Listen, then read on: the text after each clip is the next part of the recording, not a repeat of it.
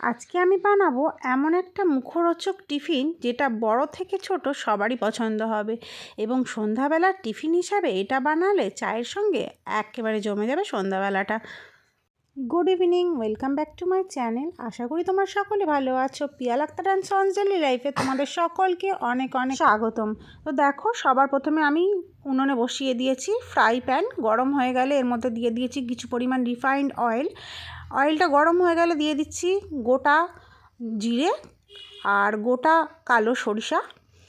তারপর অ্যাড করছি এর মধ্যে কয়েকটা কোচানো রসুন, আর তারপর এটাকে খুব ভালোভাবে নাড়াচাড়া করে একটু একটু ভেজে নেব। এটা তৈরি করতে গেলে কিছু ঘরে থাকা উপকরণ হলেই চলবে, লাগবে না বাইরের কোনো আলাদা রকম কোনো কেনা জিনিসপত্র। যেগুলো আমরা সাধারণত ঘরে ব্যবহার করে থেকে থাকি রান্নার জন্য, সেগুলো থাকলেই চলবে। তারপর দেখো, ওগুলো একটু হালকা হালকা করে ভেজে নেওয়ার পর কড়াইয়ের মধ্যে আমি অ্যাড করে দিচ্ছি কিছু পরিমাণ ধনিয়া পাতা। আর এটাও কিন্তু শীতকালে আমাদের বাজারে বলো বাড়িতে বলো সব জায়গায় অ্যাভেলেবেল থাকে। তারপর এটাকে সবগুলোকে একসঙ্গে নাড়াচাড়া করে আবার একটু হালকা হালকা ভেজে নেব। আর এটা ভাজলেই দেখবি একটা খুব সুন্দর সুগন্ধ বেরোবে। তারপর দেখো, এর মধ্যে অ্যাড করে দেব কিছু পরিমাণ চিলি ফ্লেক্স।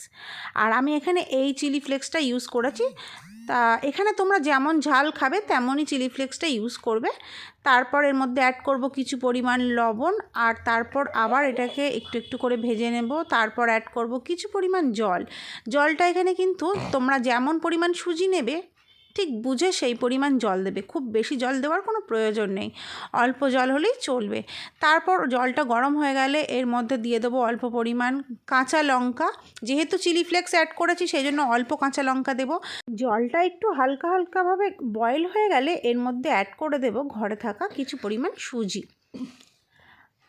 আর তারপর হালকা হাতে সুজিটাকে খুব ভালো করে মিক্স করে নিতে হবে জলের সঙ্গে। অল্প অল্প করে সুজি অ্যাড করবে জলের সঙ্গে এবং অল্প অল্প করে মিক্সড করবে। দেখো, এখানে আমি আবার কিছু পরিমাণ সুজি পরে অ্যাড করলাম, যেহেতু আমার সুজিটা খুব বেশি পরিমাণে ভিজে ভিজে গেছিলো। তো এবার দেখো, আমার সুজির যে ব্যাটারটা তৈরি করব সেটা কিন্তু একদম রেডি হয়ে গেছে।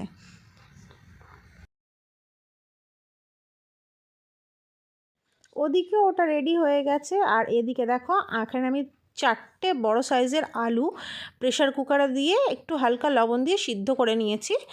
আর তো এর মধ্যে আমি অ্যাড করেছি একটু বিরিয়ানি যে রং দেয় সেই রংটা। তোমরা চাইলে এখানে হলুদও অ্যাড করতে পারো, এটা রং হওয়ার জন্য আমি অ্যাড করেছি। এবার এই আলুগুলোকে খুব ভালো করে আমি ম্যাশ করে নেব। আর এই দেখো, হয়ে গেছে। এবার এর সঙ্গে আমি মিশিয়ে দেবো, সুজিগুলোর সঙ্গে আমি মিশিয়ে দেবো এবং গ্যাসটাকে অন করে দিয়ে এবার হালকাভাবে সুজিটাকে আর আলুটাকে একসঙ্গে খুব ভালো করে মিক্সিং করে দেবো।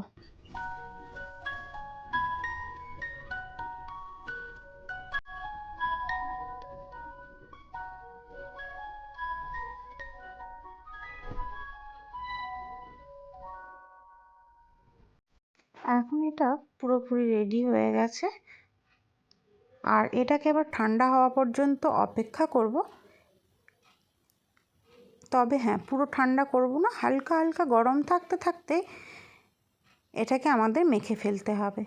আর তার জন্য কিন্তু আমাদের নিয়ে নিতে হবে একটা এরকম রুটি বেলার পিঁড়ে, আর এর উপরে হালকা রিফাইন অয়েল দিয়ে পিঁড়েটাকে আমাদের খুব ভালোভাবে মাখিয়ে নিতে হবে তেলটাকে।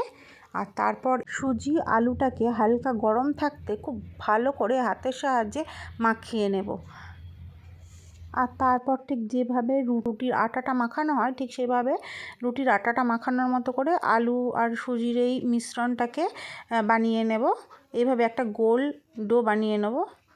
এবার এটাকে খুব ভালো করে হালকা হালকা হাতে চেপে যেভাবে রুটি বেলা হয়, এই যে বেলুন পিঁড়ের সাহায্যে আমরা এটাকে একটা বড় পিৎজার আকারে মোটা করে বেলে নেব। তবে হ্যাঁ, এটাকে খুব যত্ন সহকারে হালকা হাতে বেলতে হবে, না হলে ফেটে যাওয়ার ভয় থাকে। এই দেখো, বেলা মোটামুটি হয়ে গেছে। আর এবার আমি একটা ছুরির সাহায্যে এটাকে একটা শেপ দিয়ে নেব। এখানে তোমরা ট্রাইঅ্যাঙ্গেল বা স্কোয়ার যে কোনো শেপ দিতেই পারো। আমি এমন একটা শেপ দিয়েছি যেটাতে ট্রাইঅ্যাঙ্গেলও আসবে এবং স্কোয়ারও আসবে। তো দেখো তোমরা এরকম শেপও দিতে পারো। দেখো শেপ দেওয়া কিন্তু আমার পুরোপুরি কমপ্লিট। এবার সাইডগুলোকে একটু ছুরির সাহায্যে সেট করে নিতে হবে, তাহলে কিন্তু একদম রেডি হয়ে যাবে। ওইদিকে শেপ দেওয়া কমপ্লিট, আর এদিকে দেখো কড়াই আমি গ্যাসে বসিয়ে গরম করে নিয়েছি। আর এবার অ্যাড করে দিচ্ছি কিছু পরিমাণ রিফাইন অয়েল। আর রিফাইন অয়েলটা খুব ভালো করে গরম হয়ে যাওয়ার পর এইভাবে আস্তে আস্তে ছুরি দিয়ে কিন্তু এগুলোকে তুলতে হবে। যেহেতু সুজির মধ্যে আলু আছে, তো এটা কিন্তু খুবই সফট হয়েছে, একটু নাড়াচাড়া করলে ভেঙে যাওয়ার ভয় থাকে। তো সেই জন্য এটাকে খুব আস্তে আস্তে এইভাবে তুলতে হবে। এই দেখো, যেহেতু আমার ছোট কড়াই সেই জন্য আমি দুটো দুটো করে ভাজছি। তোমাদের কাছে বড় কড়াই থাকলে অবশ্যই তোমরা অনেকগুলো করে একসঙ্গে ভাজতে পারো। দেখো এবার কিন্তু হালকা হালকাভাবে উল্টে পাল্টে নেড়ে চেড়ে ভেজে নিলেই কিন্তু রেডি হয়ে যাবে সন্ধ্যাবেলার টিফিন। ভিডিওটা যদি তোমাদের একটুও ভালো লেগে থেকে থাকে বা কোনো কাজে এসে থেকে থাকে, তাহলে অবশ্যই আমার চ্যানেলটিকে সাবস্ক্রাইব করে চ্যানেলের পাশে থেকো, লাইক কমেন্ট করো, বন্ধুদের সঙ্গে শেয়ার করে দিও। এই দেখো কত সুন্দর মুচমুচে হয়েছে। এটাকে কিন্তু টমেটো সস বা চিলি সসের সঙ্গে পরিবেশন করতে পারো। শেপ দেওয়ার শেষে যেগুলো বেঁচেছিল সেগুলোকে আমি এইভাবে ঝুরি ঝুরি করে ভেজেছিলাম। এগুলো কিন্তু দারুণ টেস্টি ছিল। তোমরা বাড়িতে অবশ্যই বানিও এবং কমেন্টে আমাকে লিখো কেমন হয়েছিল। আর জাভেদের কিন্তু এটা বেশ পছন্দ হয়েছিল, দেখো তোমাদের সঙ্গে শেয়ার করছে। তো চলো আজকের মতো টাটা, তোমরা সবাই খুব ভালো থেকো।